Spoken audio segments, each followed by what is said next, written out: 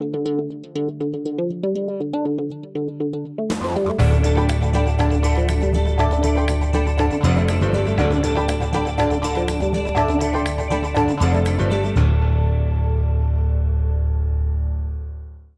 good afternoon, everybody. It's always exciting to be in a meeting run by business people, right? There is no wasted time.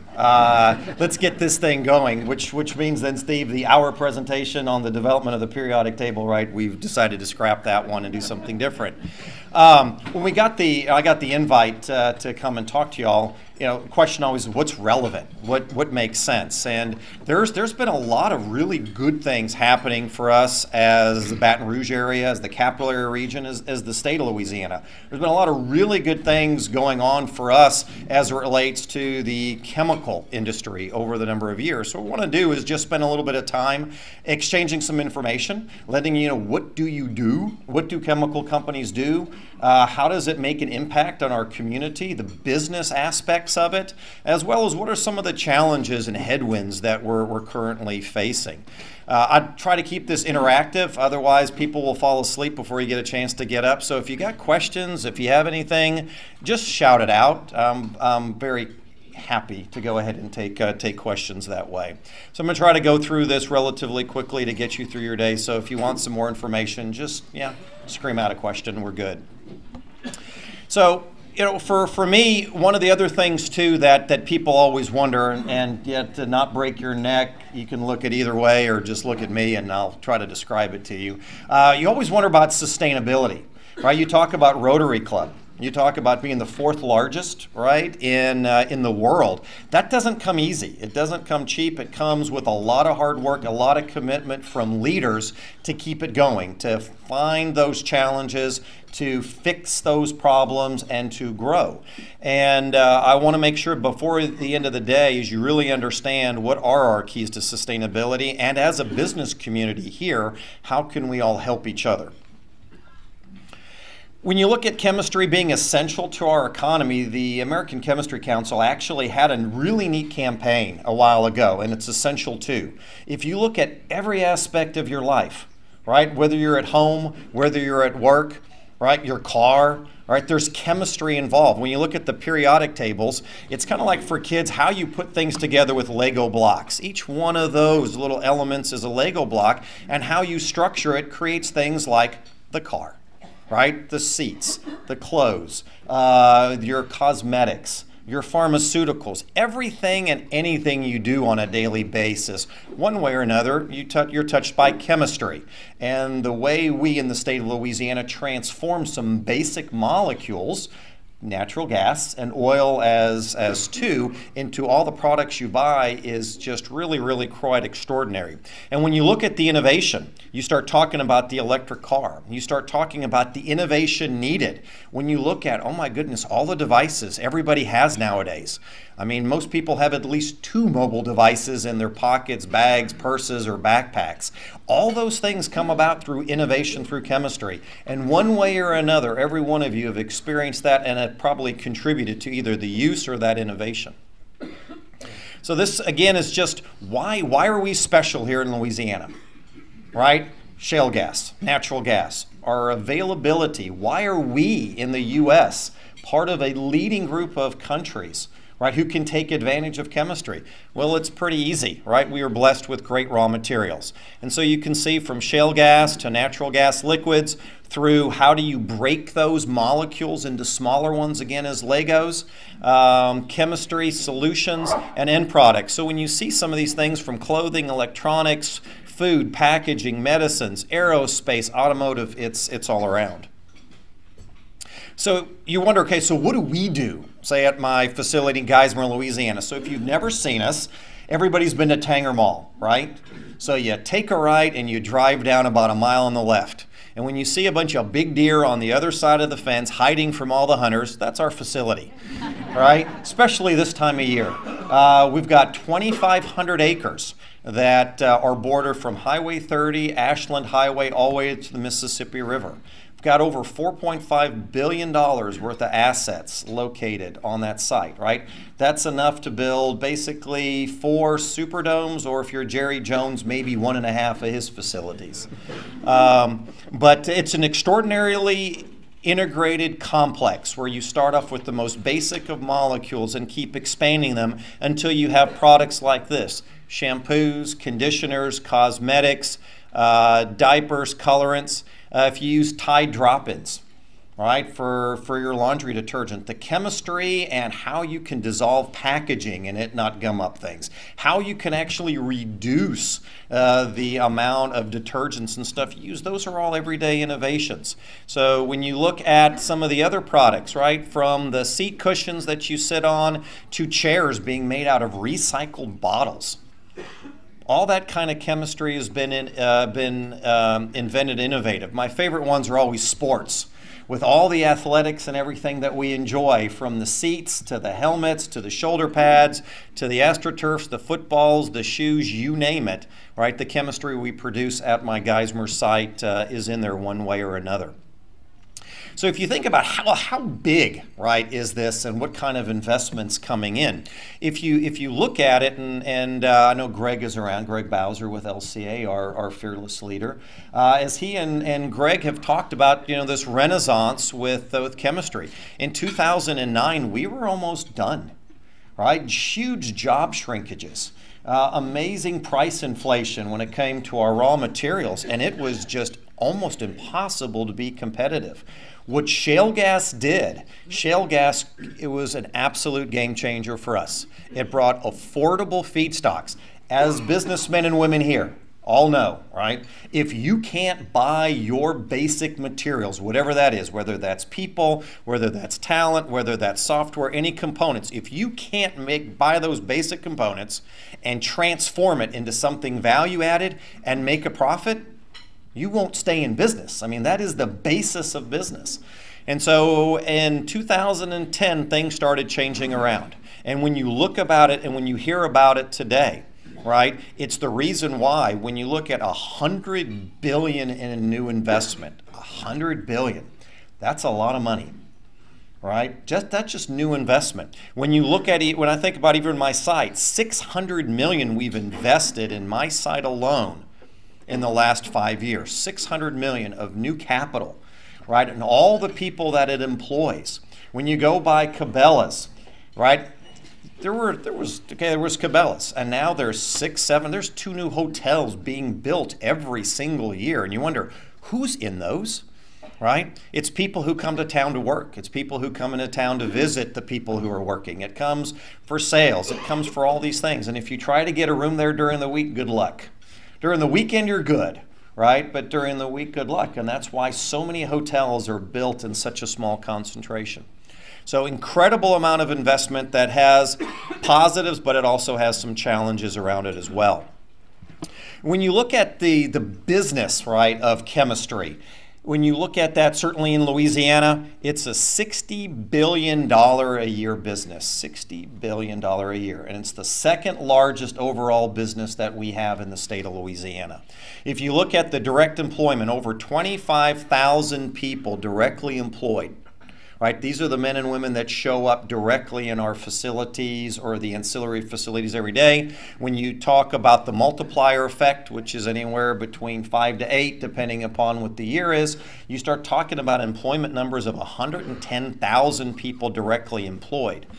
The number that blows me away, and when you talk about income and you talk about capability for donations and giving back and making your community something, an average salary of $100,000 a year.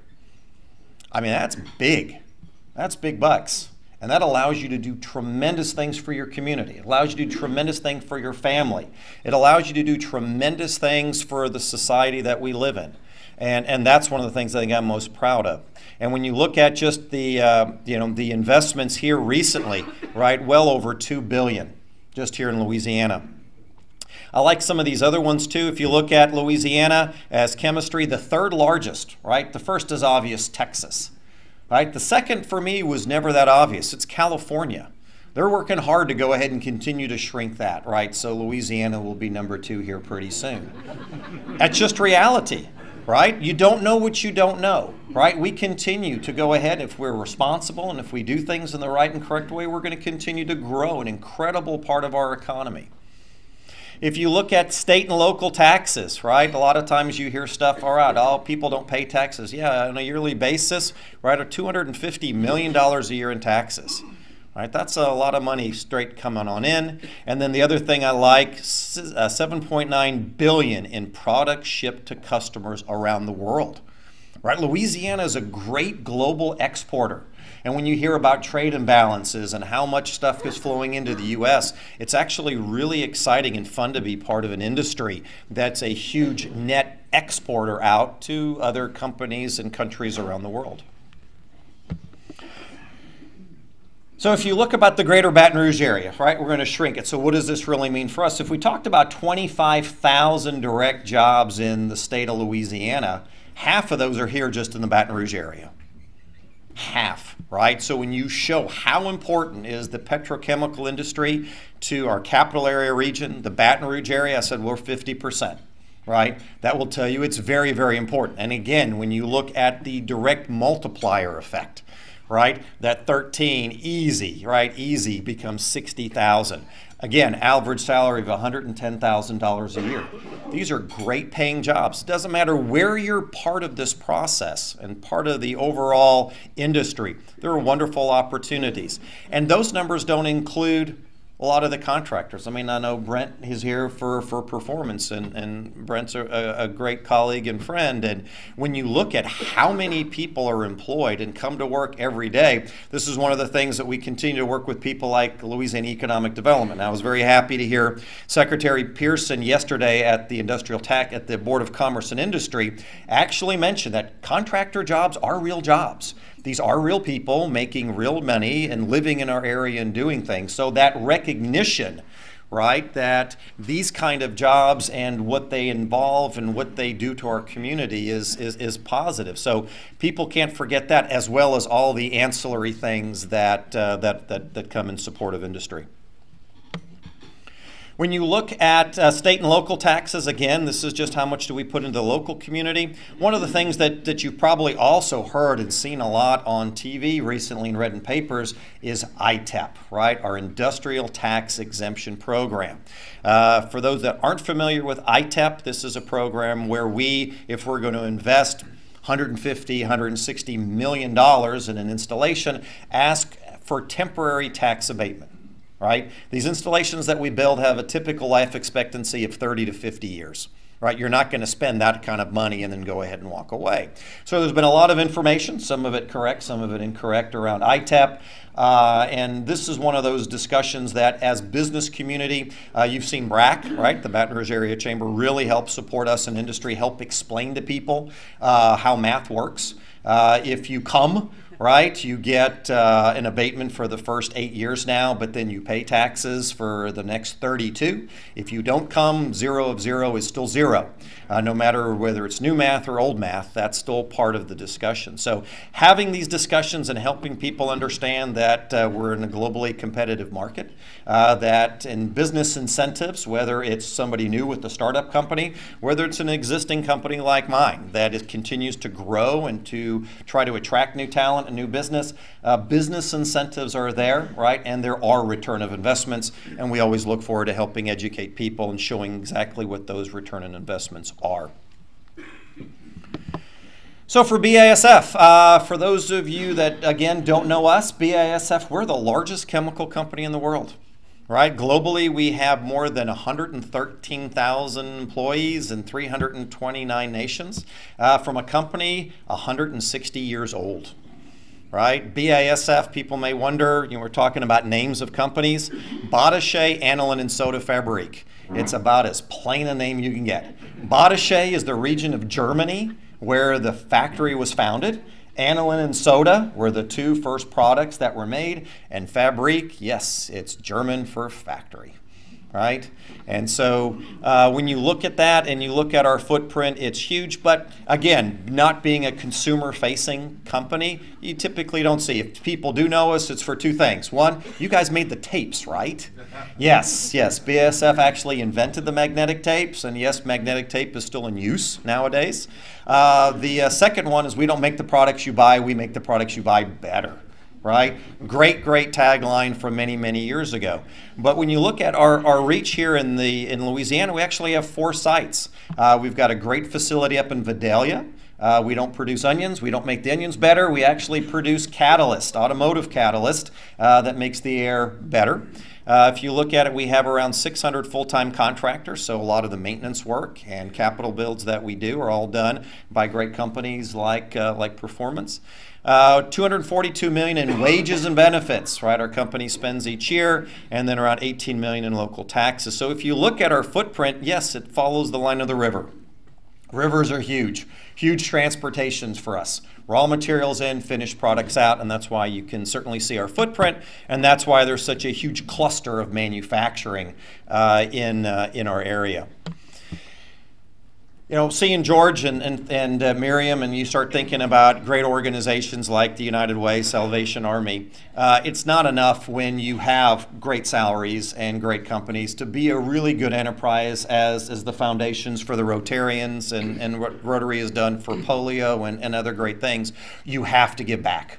Right? As a society, it is our fundamental responsibility to look after those who are struggling, those who are less fortunate, to pay it forward. That's the difference that separates us as a culture versus, you may say, an animal kingdom. Right? And it is an absolute requirement. So we take incredible pride when we think about, even just for my site, giving back to our local community more than $1 million a year, not only in direct donations, but all the volunteer time. That volunteer time, whether it's on boards of leadership, whether it's being at the food bank and actually packing food. Right? These kind of things and the donations to help organizations make our community better is an absolute fundamental requirement for us to be part of a great society. We take great pride in that. When you look at the number of organizations we're involved with and you look at the volunteer hours, it's, as a site leader, it's probably one of my most proudest accomplishments that we actually have great partners and we continue to grow with each other. The other fun thing, and Boo mentioned it about STEM education. STEM education is incredible, and it's actually evolving faster than anybody knows, right? When you look at your kids, I mean, my old metric point was Dad didn't know how to program the timer or the clock on the VCR, right? Now I look at my kids and go, why does this phone do this, and how do you make it stop, right? So the tech savvy and the capabilities just continues to grow. Right? We're using electronic devices, tablets, and all these things. Right? I asked my son a while ago how to, you know, he came in with a cartridge and wanted to change the battery. Had already looked online, watched the YouTube video, figured out how to take the battery out, how to go to eBay, and how to go ahead and buy it and do that. The way people learn is a whole lot different now. So we have operators, we have engineers, we have other people running around our plant with tablets, handheld devices. Right? You want to know how to do a task? The new generation expects that you have your handheld. You pull it up, you watch a video, you get the instructions, and if you don't know, you just Skype with somebody somewhere in the world that knows how to do it. This is just the basic expectation now. And so the level of technological capabilities and competencies has got to continue to increase.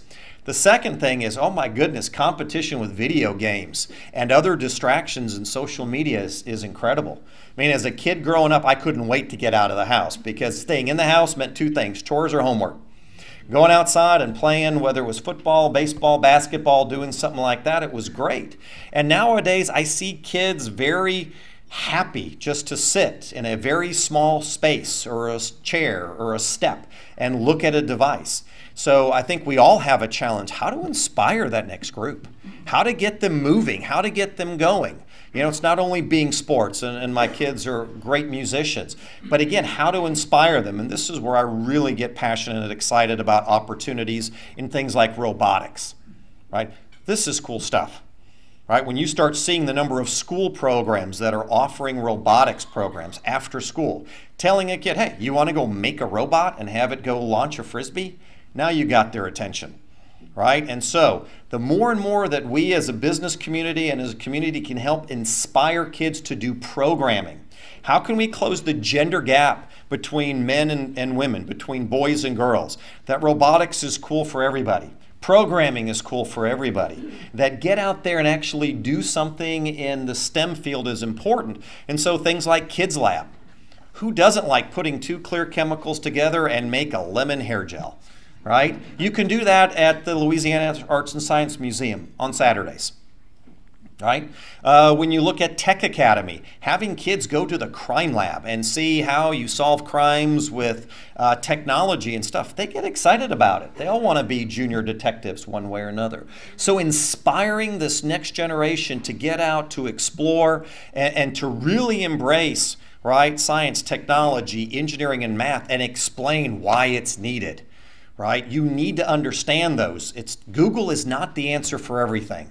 And that's what starts to concern me. The more and more even commercials, turn the lights on, turn this on, give me this, give me the answer. But do we understand why? Right? And that's where I think it's all of our responsibility to help really do that. And that's why scholarships, internships, mentorships, right? How many of us are actually having mentors? How many of us are actually mentors? How many internships, even if it's just for a month? What can we do to bring this new generation of future business leaders, entrepreneurs, and students and help understand why? Because today Google's the answer for everything. And I think that's one of the greatest challenges we have as leaders. Teacher externships, also great partnership with the school districts, bringing teachers into our facilities and showing them why and helping them being able to articulate to the kids why this is important. Because it used to be for us, hydroblasting meant you had a lance with 20,000 pounds of water pressure. Today it means you can sit in an air-conditioned building, use your thumbs, which kids like to do, and it's all done being robotics. Right? Which means it's safer, it's more efficient, it's more effective, and you actually have kids who want to do this kind of stuff. So let's talk about headwinds. When I look about it and I start thinking about, wow, how's my site going to continue to grow? How's my company? How's our industry going to continue to grow? The first thing all business folks will do is you'll do a SWOT analysis, right? Strengths, weaknesses, opportunities, and threats.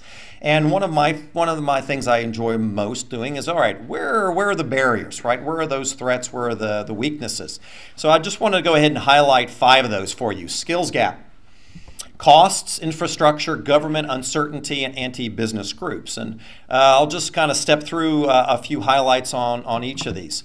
So for me, what I worry about skills gaps is availability. This is why working with Brent and working with others, you create organizations like Louisiana Construction Education Foundation, right? You have business owners actually putting their money and actually providing scholarship and funding and other capabilities to get kids and get people the education they need where we want them. You got to inspire them. You have to address issues like gender gaps, women in manufacturing, right? For a long time, they were told this is a dirty business, you don't need to do it, right? Go do something else. Women bring incredible new capabilities to the workforce that we have not tapped in years. And as we look to increase our workforce to purposely disregard or keep out half of the workforce is just plain silly. Right? So there's great ways to do this. Military men and women, incredible skill sets, but as the business, we lack the capability to connect what they've done. So if I've had a mechanic working on an nuclear aircraft carrier, repairing turbo engines, why wouldn't I want them on my plant working on a pump? Sometimes it's just lost in translation. So how do we close these? We inspire the next generation. We tap into untapped groups such as the military and women, and then we support our institutions, whether that's LSU, Southern, RPCC, BRCC, any of these organizations that can provide the training. And if you look at it, here's the pipeline. It's a bit complicated. But if you look at it, if we're really going to grow it, there's all kinds of aspects in there. What are we doing as a community from K through 12 through the community colleges and our tech academies, as well as getting workforce ready people? We're going to have to take different approaches. When I think about costs, right, we are all business people one way or another, costs, right? When I look at our three main drivers, you have labor, you have raw materials, and taxes. There's a lot of things, uncertainty out there. There are things we can control, there's things we can't. The one thing that we always want to have is consistency, right? So if I have a constant force, if I know that I can predict and I can do what I want, and there is still a lot of uncertainty, I would say nowadays. What's going to happen with the fiscal cliff? How are we going to close the gap? Who needs to pay more? Who's going to pay less? What are we not going to do? What are we going to do? A lot of questions. And that's where us as a business committee and business community have to stay engaged. Otherwise, it's very easy to get picked off either by industry group or one by one. And so what's our plan? Right? Somebody's got to come together with a proposal. And it's not just about waiting and kicking the can further and further down the road. Raw materials, global markets, the more we support shale gas, the more we support our industry, our raw materials will be stable. Labor, again, if we can address the pipeline issue, we'll have a better chance to go ahead and continue to have a more stable labor workforce. Infrastructure, favorite one. Oh my goodness. I thought things would be easy, right? And then I still remember sitting with Connie and with Adam and a few other people in BRAC, and I said, all we got to do is put together a plan. 10 points, let's get there. Let's drive this. Like, whoa, wait, this is going to take years. Then you sit with the DOTD. Tom, we have a 40-year plan. Start adding up in my age, and geez, my goodness, does any business have a 40-year plan? Most people focus, what can I do next year, and what's the time horizon, 3 to 5, right? How do I do 3 to 5, what can I drive? Because the uncertainty on 40 years, my goodness, right? And so what I really, really appreciated is the fact, again, with us and our community, the fact that community leaders could come together to form crisis, right? Capital Region Industry for Sustainable Infrastructure Solutions, BRAC, LCA, Gabria, working together with the DOTD and trying to, guys, we've got to have a plan. And it can't be 40 years. We need action. We need to do it in a reasonable time frame. We need to focus on a few things, and we need to drive those through to completion.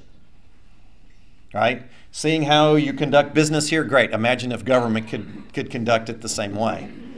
Be shocking what we could do, right? But it's going to take our involvement, and I think that's also the ask. We've got to stay involved as a business community. Again, alignment and speed of execution are key for us. Uncertainty, we talked about it again. Education, advocacy, and getting the right people in office.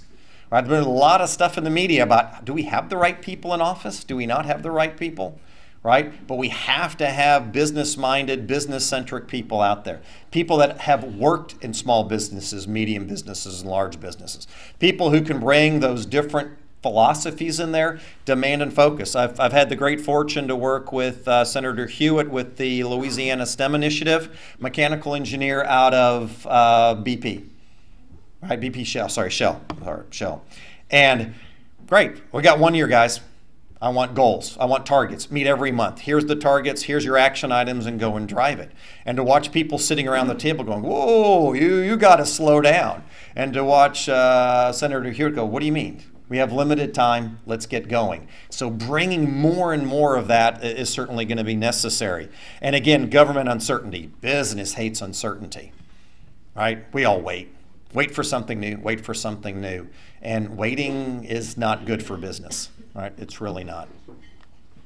Finally, the last one, anti-business groups. This is interesting in our state. This also seems to come and go, right, depending upon what are the politics. This can come and go at the national level. This can come and go at the federal level, and this can come to go federal, national. This can come and go at the state and local level too. In my industry, we're seeing a strong resurgence in this. A lot of groups coming out, whether it's environmental groups, anti-business groups, groups disguising themselves one way or another with very, very strong agendas.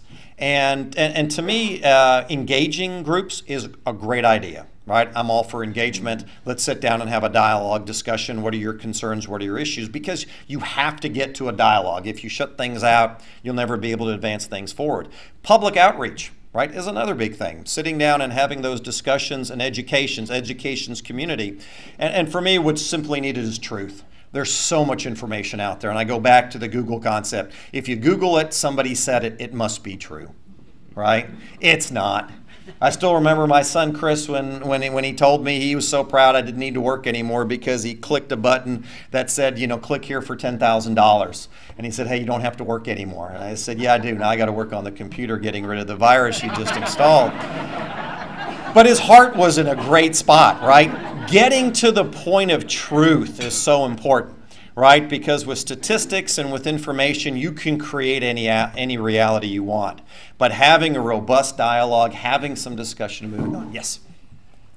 While you're on truth, could you please address the fallacy of the moniker that's been slapped on us of Cancer Alley? Sure, absolutely. So, Cancer Alley. This even goes back to us as BASF a long time ago. Back in the 80s, all right, there was the union at the BASF Geismar site, United Steelworkers Union, BASF could not come to an agreement on a labor contract.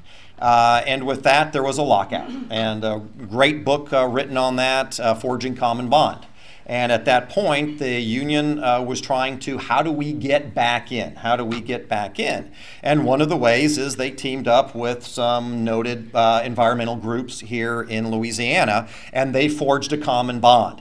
And so using terminology like Cancer Alley, Bhopal on the Bayou, things for fear to try to drive BASF to ultimately settle was a very strong tactic that was used. And so you get terminology, you get things like that out there, and people pick it up.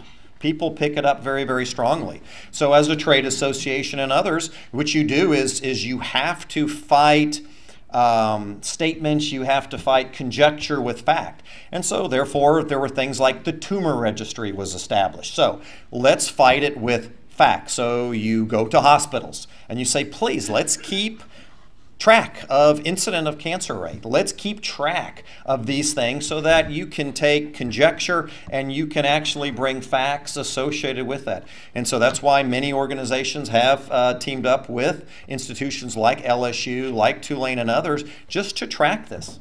There are two issues with that. One, you have to have a population large enough that you can have factual information. One of the most disturbing pieces of legislation I saw come out of this last session was to get the tumor registry to actually start reporting on micro communities. So what we're going to do as a statistician, right, if you have 1 billion data points, you probably got a lot of data. When you start cutting it down into smaller and smaller and smaller pieces, environmental factors, historical factors, or other things, you can turn statistics any way you want. And one of my great accounting colleagues, you know, there's two types of lies. There's lies and damn lies, and then there's the third type. I said, you told me there's two. Yeah, well, the third type is called statistics. All right, and so that's why, as an educated community, you've always gotta really ask, where's your data coming from? How much is there and how period of time? But that was done as a publicity campaign, and it still sticks. And that was quiet for a long time, and that's starting to pop up. People like news, right? Sometimes we don't have enough great news, and so we come about with other ones. But when you look at the statistics, there's the incident rate is no different than you'd find in other areas. But it makes good press. But Tom, we do have some of the highest cancer rates in the nation, and there are many reasons for that. And sure. Maybe the poor population, the poor diet, whatever. Right. But I mean, how do we get to this truth? I mean, you're making some pretty broad comments. Sure. No, I do. And what it does is it takes dialogue, right? And what it does is you have a lot of cancer, right? I'm not a physician, so I would be right. It would be inappropriate for me to get into the details of that. But there are not singular reasons, right? As you said, everything from diet to location to environmental factors, there's changes. And for any of us to assume, right? For any of us to assume that there is one singular cause, that's tough to prove, right? Because to really have a control environment is very, very difficult. But that's why, for me, I rely on people in the medical community. I rely on people, on studies to do things. So how do we get to the ultimate truth?